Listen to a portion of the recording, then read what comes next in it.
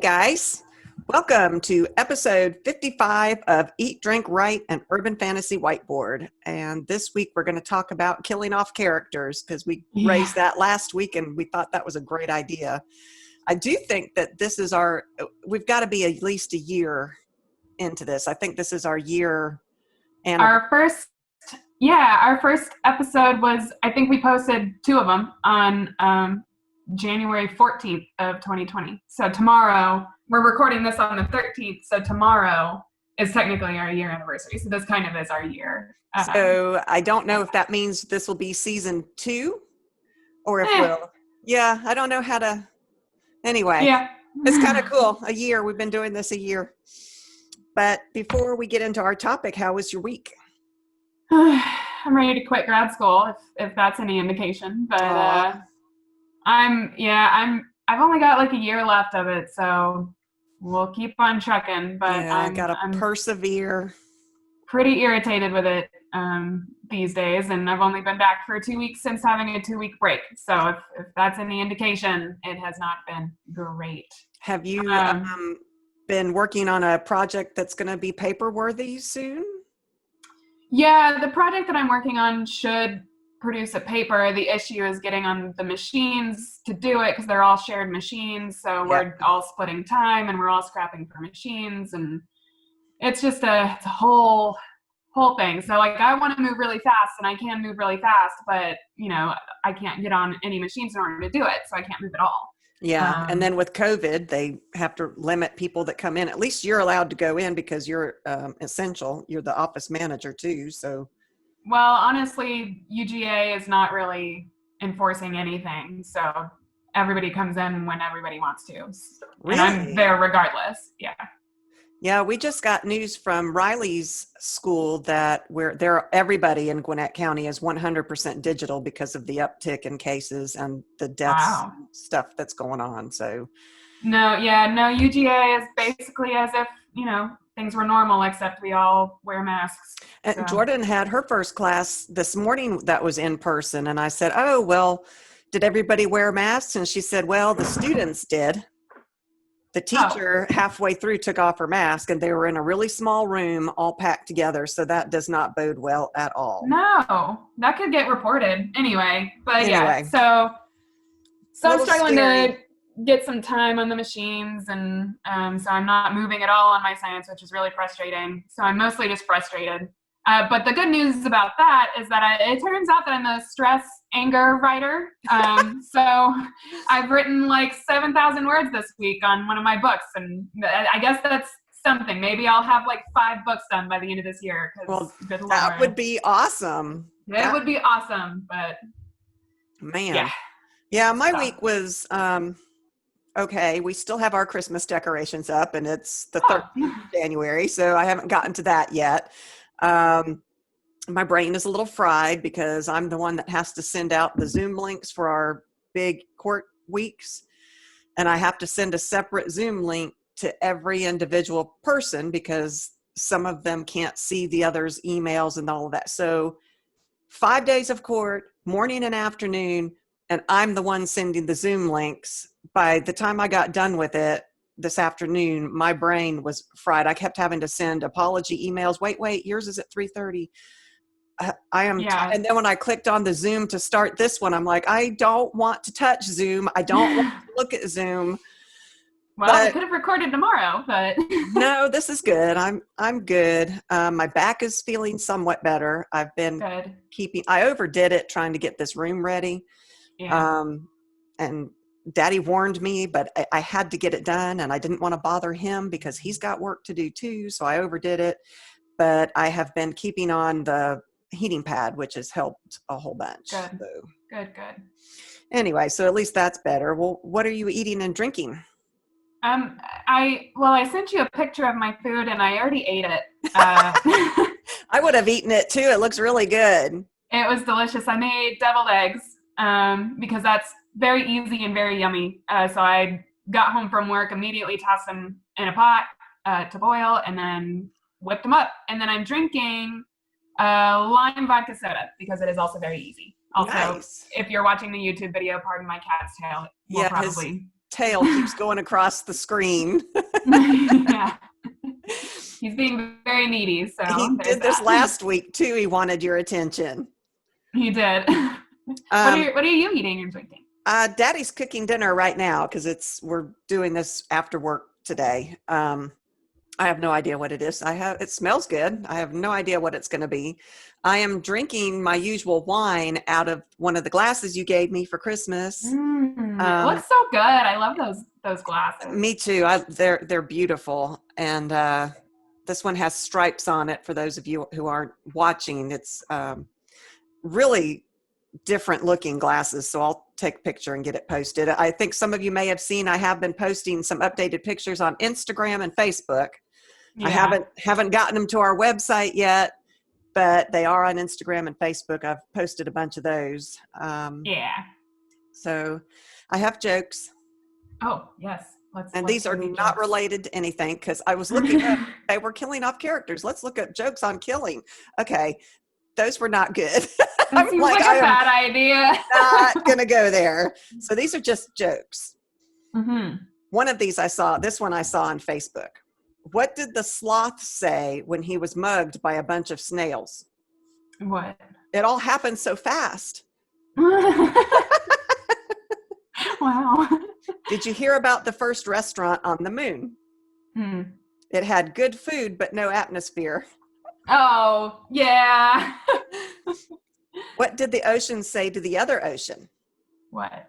Nothing. It just waved. It just waved. Oh, okay, goodness. So it's an auspicious start for talking about killing off our characters. All right. So killing off characters, I'm sure we've all done it. Any of you all that have written have done this. I'm not quite sure what that says about all of us, but we've done it. So let's delve into that topic. Why kill off characters? Yeah, why do it? Other than writers are sadistic. Yes. Death is widely used in novels because of the emotion that it can evoke in a reader. There's like a saying where it's like, if your readers cry, then they're going to buy your books. So if you can make them feel something, then they're likely to buy more of your works. Mm-hmm. Also, death is just a part of life, so writing about it comes naturally to a lot of writers, and it's something that everyone can relate to. We're all mortal. We all know that that's just a part of it. Yeah. Writers, again, are well known for killing off characters, maybe even your favorites. Yeah. It adds stake to the stakes, not steak. Oh, steak. Wow. I want steak. It adds. No, if we're talking about killing characters and steak, that sounds cannibalistic. Some of the jokes I came across were cannibalistic jokes, and I'm like, no. Yeah. Anyway, stakes, S-T-A-K-E-S, not S-T-E-A-K-S. It creates stakes. It creates empathy. Sometimes adding despair is needed to get across the point you're trying to make. It adds the emotion. We talked about emotions last week. It's actually one of the first questions I ask when I'm at that what if game, that I like to play. What if I kill this guy off? And, I take that tangent and go on down. That's probably the first question I always ask in the what if game. And it creates realism like you were just talking about. This isn't a fairy tale. Well, might be a fairy tale. Beck's world is now a fairy tale. But, we don't want it to be just an easy Disney type world. This is a realistic world that we're writing in. And death is a way to portray that all is not always going to turn out 100% okay. And it might lead your reader to wonder, how is this going to end? Is there going to be a happy ending? Because this isn't a romance novel where we always know they're going to end up together. So it creates that anxiety also in our readers wondering, how is this going to end? Yeah, exactly. And how do you get your reader to feel that way? Like, how do you get your reader to feel for that death? How should you go about writing it in order to create that emotion in your reader? Mm-hmm. So first ask yourself why you're killing the character in the first place. I feel like that's, the first basic question that you kind of need an answer for before you can even go about killing a character. Yeah. Because if you're killing a character like purely for shock value, does that character belong in the story to begin with? Yeah.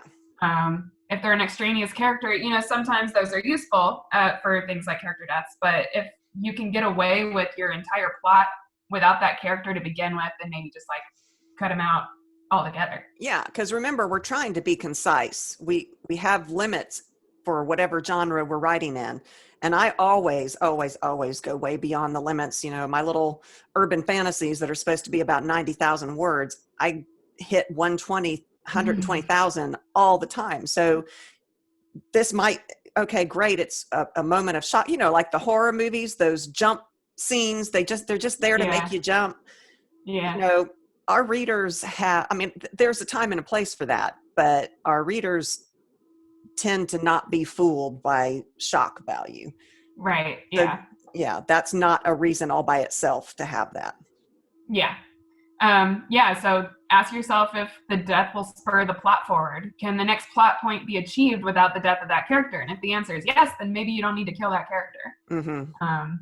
Are you writing deaths to prove that no character is safe in the world you've built? Because I think that's an important point also. That one is a fantastic point. I mean, it can make the villain all the more scary, okay. Okay. It can make the villain really scary. That word really that I'm not supposed to use either. It can raise the stakes for your main character, realizing that the villain's not bluffing. Yeah, exactly. That may be a huge need in your novel, because if the villain's all like, blah, blah, blah, I'm going to do this, but no one really believes him, this death, kind of like when you're holding up a bank, and you've got hostages, if the cops don't think that you're going to follow through on your threats, how many cop movies have we seen with bank robbers where they kill the hostages? That, right. You're not bluffing. That makes you more credible. Right. Well, also think about worlds like The Walking Dead. Characters die left and right in that show, and it's specifically to get across the point that none of these characters that you're following are safe. Any one of them could die. I hadn't thought about that show. That's an excellent example of killing off characters. That show. Yeah, exactly. And honestly, like some of the character deaths like annoyed me because I felt like the character arcs were not complete. Mm-hmm. Or like not complete enough for a character death. But at the same time, it was like, well, people die in the middle of their everyday lives all the time. Before they reach their goals. Yeah. Right. And so that gets across the point that, hey, no one is safe. Any one of these characters can die. You're not going to know who's next. And, that can create that kind of atmosphere in your story. Yeah. I think when you're, this question that you said to start with, when you're asking yourself, why are you killing off this character? I think what you need to do is make a list of pros and cons of killing that character off. Yeah. And if there's any other way that you can get the pros and the cons that you might need without killing the character, then do it. Yeah. Sometimes it has to be, but start with a list. You've got your little journal book or however you organize your novels, make a list. Yeah, absolutely. I love lists. I'm a huge fan of it. I've got my writer's notebook, and there are just lists and lists and lists of things in them. So, No, I like that idea. I found your writer's notebook that you left here. I need that. I was thinking about that yesterday. Because I'm plotting this book that I'm writing right now, and it would have been nice to have some of those notes I've got. You've got some really great lists and checklists and prompt points in there, which I'm going to copy before I give them back to you. But I found it when I was rearranging this room. I've now got myself a little nook in here for all my podcast stuff. Oh, nice. And all my little writing stuff. So all my notes from podcasts are going to go in there. That's where your notebook is. That's where any writing related information is going to go, is in this little room and its own little nook. Well, good. I'll have to get that back soon because I remember having very useful things in it. Yeah, I'm going to copy the whole thing. Oh, good. And we might ought to post some of those things for our listeners too, because that's very helpful. You've got really good templates and stuff in there. Some of them are from David Donald Moss. Yeah. Donald Moss. A lot of them are from his workbook. So also check him out because I did get a lot of that information from there. So. Yeah. Cool. Okay. I totally cut you off with whatever you were talking about. No, that's good. You were talking about making lists. That was very relevant. That's true. Lists are good. Yeah, so once you figure out like why you're killing off your character, the next question is when. So when will this character's death be most impactful? My nose feels kind of stuffy, so sorry if you guys like hear that. But when will this character's death be the most impactful, either to the plot, your main character, your reader, et cetera, et cetera, et cetera. So this can happen at any time in the story. And, doing a bunch of research, being a self-taught writer through most of this, I found a lot of plot templates that say the death of a mentor character, quote unquote, should happen around the 50% mark. Like that is typically like where that should happen. And my question back at that is, who says that that's most impactful? Like why would the 50% mark dictate when I should kill off the character? So strange. Although we ought to do another episode on the templates that are out there. I found some interesting ones, and I don't agree with all of them. It's right. Who says 50%? I kind of get the gist of the idea, because your main character has been led by the mentor to this point, but hasn't gotten to the point of trusting himself yet. So that is a good time to kill that character off and have your main character have to learn on his own 2 feet on what to do. So, to me, I think it means a lot when you get your character. These are the most poignant deaths for me. When you almost reach your goal, you're working on it, you're getting there, and then the character dies. Yeah. After all that work and effort that they've put into it, that can be truly crushing, if that's what you're going for. I mean, it depends on what your goal is with the death of this character, but that gets me every time. I'm like, they were this close, and then they died, and that's just soul crushing. Yeah, I'm a sucker for the trope where, same idea. They've got this goal that they're really gung-ho for. They've been working for it their entire life, and then they decide to give up that goal and their life for something, to help the main character or whatever. I'm such a sucker for a death like that. Me too. Yeah. So also, I found this quote, and I don't remember where, because I'm a horrible citation person, but write the death for the character, not the character for the death. So basically, don't write a character in your head, like don't come up with a character where it's like, yes, this character is just here to die. Yes. It's very obvious to a reader, I feel like, when a character is only around to die. A lot of the time, authors use this method to justify a threat or the quote unquote evilness, I guess, of an antagonist. If a reader can feel that a character is only around to die, then they'll never invest in that character, and then the death won't leave an impact. There won't be any emotion behind it. This reminds me, and I think I've asked you this before. I don't think you've ever watched the original Star Trek series. No. But in the original, I was in 7th grade out in California, and I remember we would watch Star Trek at dinner time at the table, and it was the original Star Trek. Yes, I have just dated myself and how old I am. But you always knew which character was going to be, quote, the meat that was just there to die. They would always have this landing party, and you're like, yep, we don't know that character. He's the one that's going to bite it the first time they, step out into the open on this planet. Right. And we all knew. And there are memes out there about it, because everybody knows. And so you don't want it to be that stereotypical. You don't want it to be that obvious, for sure. Yeah, at least if what you're going for is, an impact. If you want to impact your reader, then absolutely. Yeah. So that said, if you're reluctant to kill your character, like if you like them, then the odds are that your audience will also like them and be devastated when you kill them. Yeah. Which it's hard to do. I mean, back to the Star Trek thing, if they had killed Uhura off, there would have been millions of really angry fans. If she went on the landing party and just died, so we always knew this fresh meat that we had never seen before was going to be he's going to buy it. He's going to bite the big one. Right. I mean, that said, though, like if you do create a character for the purpose of killing them, then give them unique and likable traits, and a goal beyond their death. You got to make them not that 2D character that's only there to, like you said, be the meat and to die. I think that is a great point. sometimes we need the character to die for whatever the purpose is. It could be motivating your main character. It could be, if this person is someone that your main character loves, it could create that revenge intent that sends your character on a direction you need them to go on. It has the most effect when that character is lovable.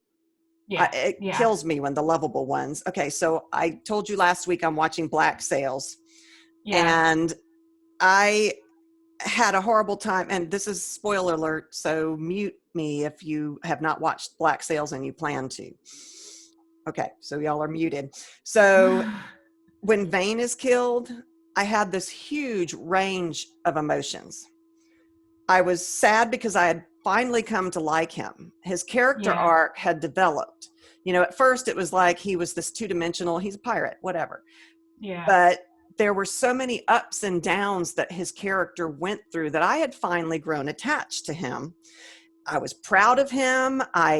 He sacrificed himself in order to have a goal that was beyond himself to go forward, which is unlike what the pirate Vane was in the beginning. He never thought beyond himself, and he allowed himself to be hung and die in front of all these people, actively discouraging any attempt to save him to further that goal. I mean, I've got goosebumps.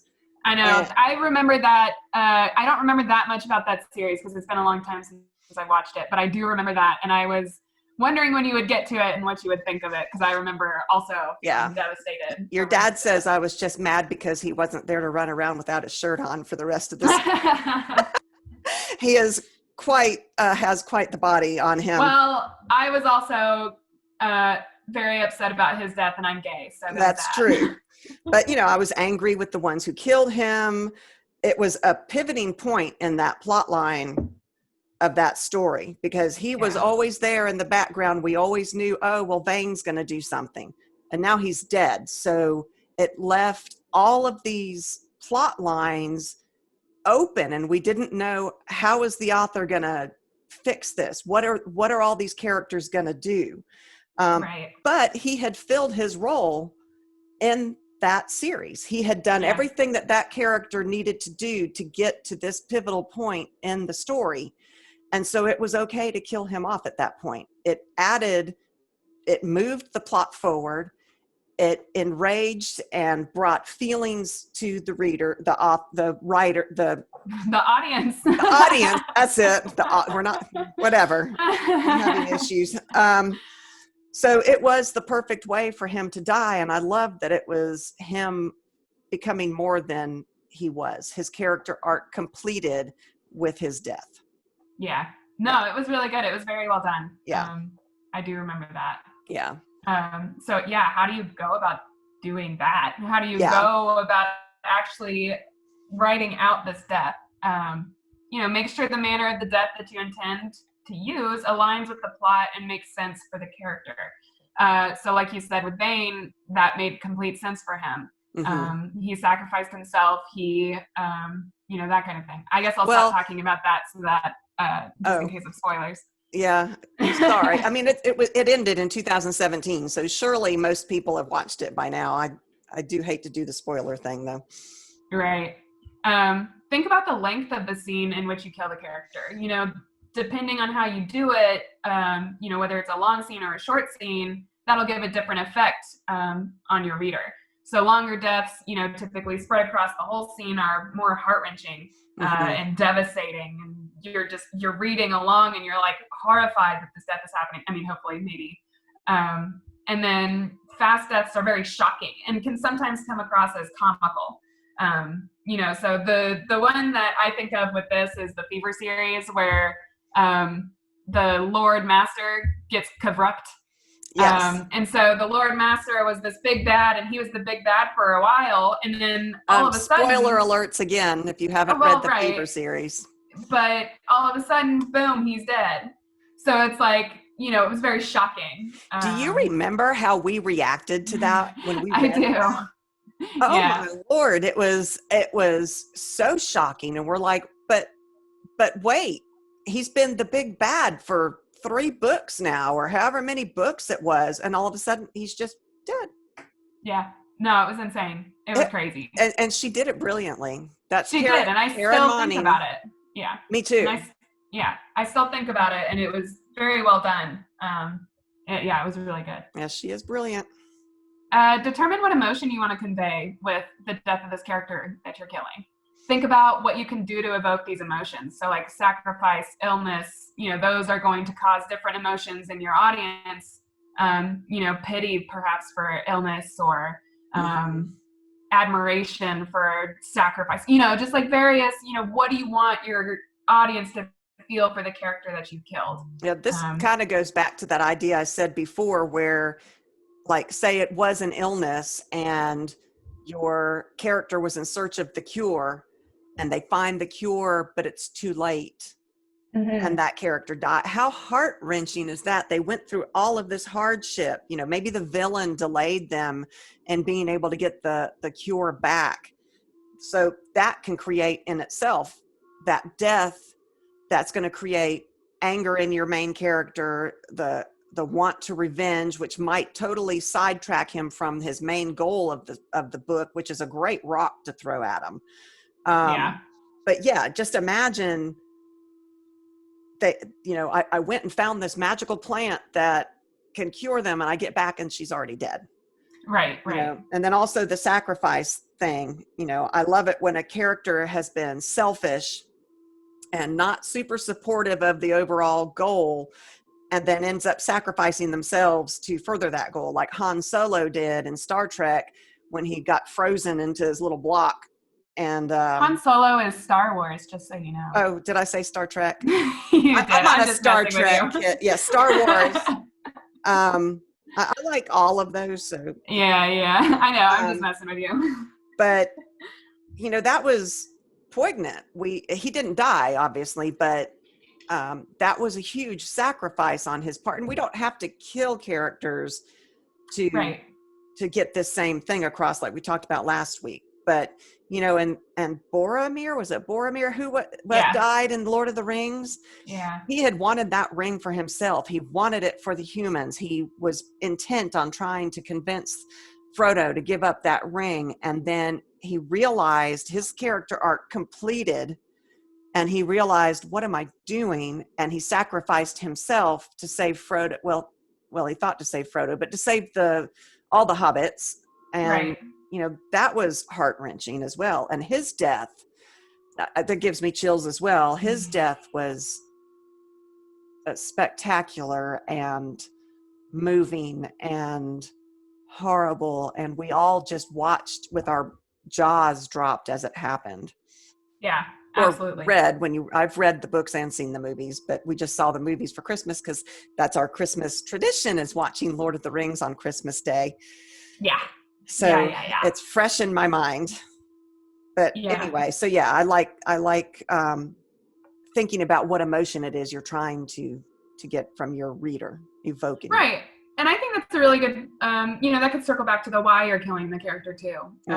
Because there's the reason that this character is willing to die if it's a sacrifice, et cetera, et cetera. Is there a theme to your story that you could get across through a character's death? So, is the theme of your story about love? Is it about death itself? Is it about moving forward? Is it about, anything that might be able to be conveyed through a character's death in the way that you do it? Speaking of that, think of Romeo and Juliet. Yeah. I mean, that's the epitome of love and what they did for love, and miscommunication and all kinds of other issues that led to the deaths of Romeo and Juliet. Right.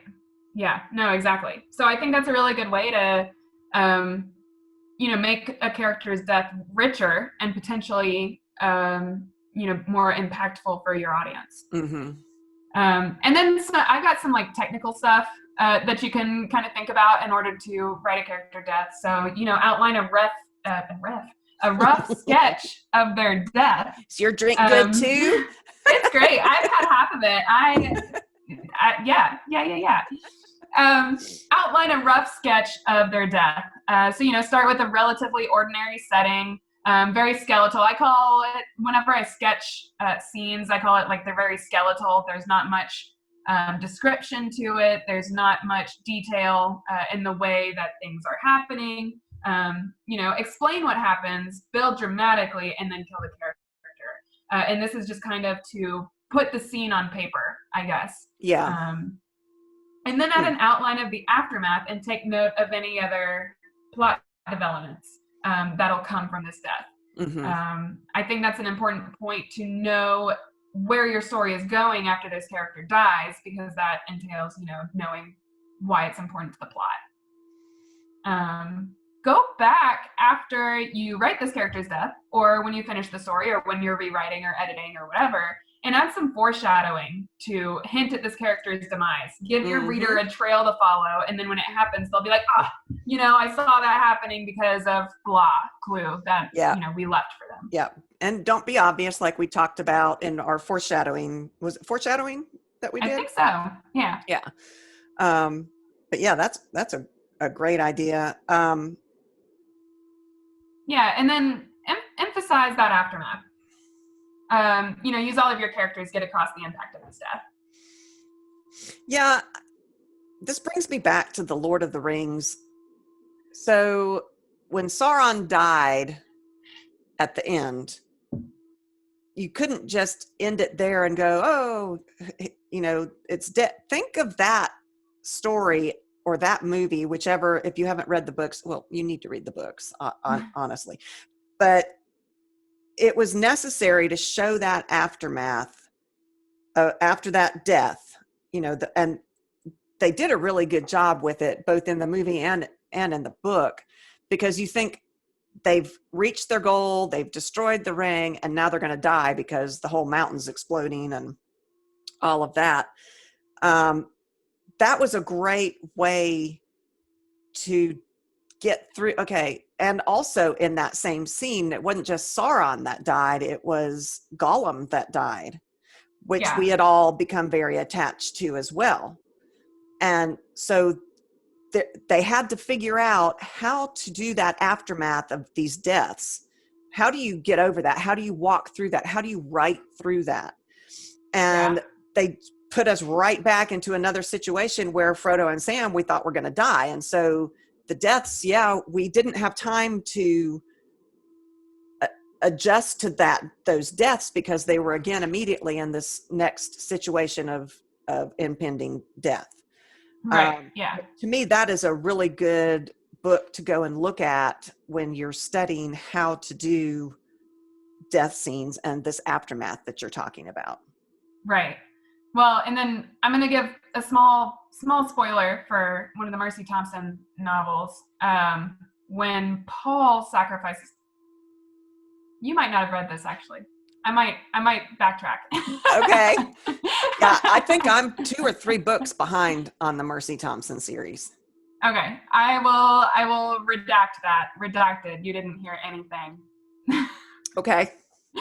But this is a really good way to get characterization across for any other characters that you have. Just by using the aftermath, how did they respond to the death that you've given? What actions do they take in response to this death? Mm-hmm. And that can enrich your plot and drive your plot forward, because that's what actions and that's what deaths do. Yeah, that's a great idea. And I was thinking, is there ever too much death? And you may know exactly what I'm thinking of when I say this. Game of Thrones, that author kills everybody. He sure does. This got me thinking about Game of Thrones, actually. And, when we were watching it, I remember getting to the point where we didn't want to become attached to anybody, because there was a 95% chance they were going to die at some point. Yeah, pretty much. And it was effective. Those books are selling like hotcakes. The series that HBO that made out of it was fantastic. And you talk about studying the death of characters. He was a pro at it. Yeah. I mean, and he did shock ones. He did sacrifice ones. He did character arcs that had finished ones. I mean, he did it all, because he killed so many people. Yeah. So think of examples of these deaths. Like, is it to bring about a sense of justice? You know, where the main character's been motivated the whole time for revenge and wants to kill the villain. That's been their whole goal all along. But as their arc goes on, they've reached the point where they realize that killing the villain isn't necessarily what they really want anymore. But then the villain pushes them to the point where they have no choice but to kill him. Right. And in some ways that gives us as the reader, we're like, oh, he's grown. He doesn't think that he should kill them anymore. But the villain acts true to himself and gets what he, quote, deserves. Right. It's a fitting end to that character's actions, which is something that you should look at all of the deaths that you do to make sure it's a fitting end based on their actions all through the story. Absolutely. It can give closure. So if your character has fulfilled the role in the story, it can be quite effective to kill them off, which is what I was just talking about, to end that plot line. It can be an effective end to a subplot line. And don't forget that you can have the death occur prior to the start of the book. Yes, yeah. It's not effective in the same way. It doesn't impact the reader at the time because they're not there for it, but it does give your main character that background that might explain their motivations. Right. You did this in Aiden, at least the very first copy that I read. I know you've changed it like 4 times since then, but that is the one that I'm currently writing, and that is still the case. Her sister died prior to the start of the book, and so we already understand. And yeah, we feel for Aiden in the beginning because, oh, her sister just died, but we didn't feel that, that bond to the sister. Right. But it gives us a connection to Aiden. Right. The Fever series also started the book similarly. We don't necessarily see that death through Mac's eyes. Mm-hmm. She learns of the death after we start the book, but we didn't see that death at the beginning. It had happened prior. So it's not as wrenching to us as the reader, but it's effective as an inciting incident to start Mac on her journey. And it gives us a connection to Mac where we can understand how someone might feel if they lose someone they love. It was also a sister. Right. And it jumped us into that entire series. And then also sometimes death just happens and isn't planned. And that works too when you're writing. I have had that happen several times. I don't ever plan to have a character die. But as I'm writing, it just becomes obvious this is what has to happen. Right. I get to that point and I'm like, this is what has to happen. Right. This character has to die. Yeah. And I killed off my entire, I think I said last week, the elves in one of my books. And I hadn't planned it. It was lunch hour. I was in the DA's office at that time. And that was how I wrote my books, was on my little lunch hour that I had. And I killed them all off in the middle in a lunch hour. You must have been having a really bad day. I don't know what happened. It was just, and it hit me hard. But, even if it does happen by accident, then of course you're going to want to go back and edit it and make sure that it really works, to the actions that that character has done. And does it work to further the plot, and go through all the questions that we put forth just now and make sure it works. But, I think you are going to find yourself writing and sometimes it just happens and you're like, what just happened? Right.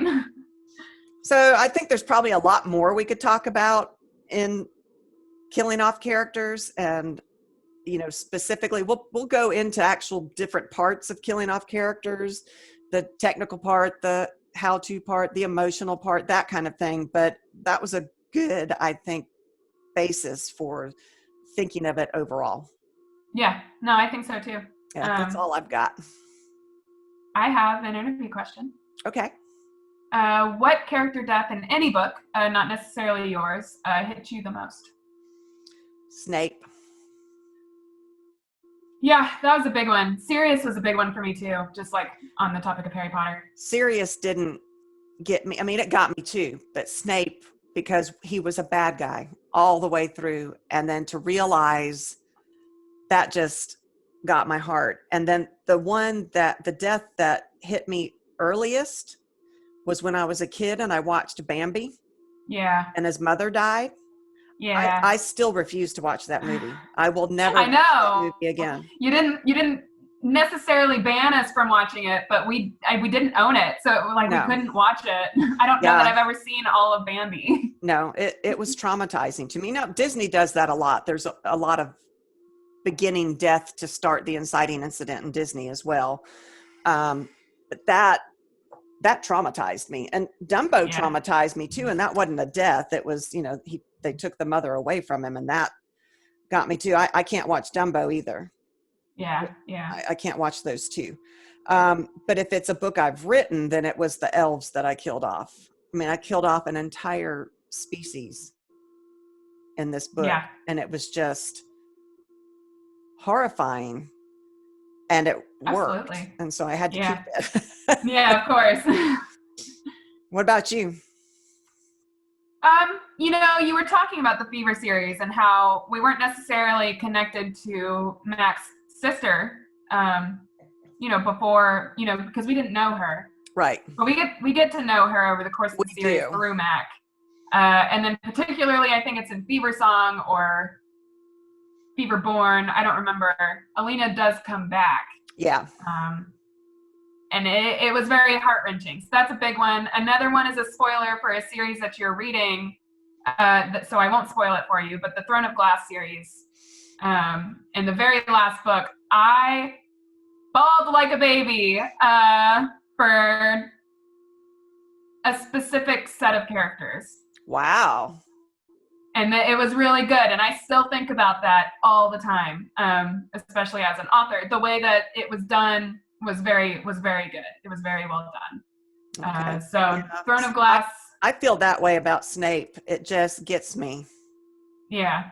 So that one. And then in my own books, I don't know that I've ever, I've killed some characters, but I can't recall right now, any characters that I've killed where I've been that was well, so there's one the book that I'm writing right now. Hopefully I'll get across a scene where a particular character death will be sad, but we'll see. Well, in Kada, there's a character that I kill off that was also horrifying to me. I don't remember. But I can't say that much about it because I'm hoping it'll be published, and I don't want my potential readers to already know ahead of time. Right. Yeah. But anyway, very cool. Yeah. And then one last thing, I do have a sentence challenge for this week. We have my cat is going crazy. We do have we have had people send their sentence challenges in. So we have thrilled to read them. So please, if you do the sentence challenge, I would love to read them and chat about them because they're pretty awesome. Definitely. We'll do a whole episode if we get enough people to do it. We can read them and all talk about them, and that would be so much fun. Yeah, that'd be awesome. The sentence for this week is, she did it because she could, not because it was right. Ooh, that's a good one. Yeah. So I guess you and I should do these too. Have you done any with the ones that you've read so far? No, I've been meaning to, and grad school has been kicking my ass, so I have not. But it was on the to-do list to do the sentence challenge with you guys, and hopefully I'll be able to. I've mostly been focused on books, so I have been writing my book as opposed to focusing on sentence challenges. Yeah, yes, the sentence challenges are really good if you're in between works or if you're needing to get your brain started for works. It's a really good practice technique. Yeah. So, but thank you all for listening. Come visit our website at eatdrinkwritepodcast.com. You can email us from there. That's how Jen does. She is our Patreon. Definitely come check out our Patreon as well, patreon.com/EDW. You can support us there, which would be fantastic. We would love it. And we will see you next time. Let us know any other things you want us to talk about. Yeah, thanks, guys. Oh, and jokes. And jokes. All right. See y'all. Bye.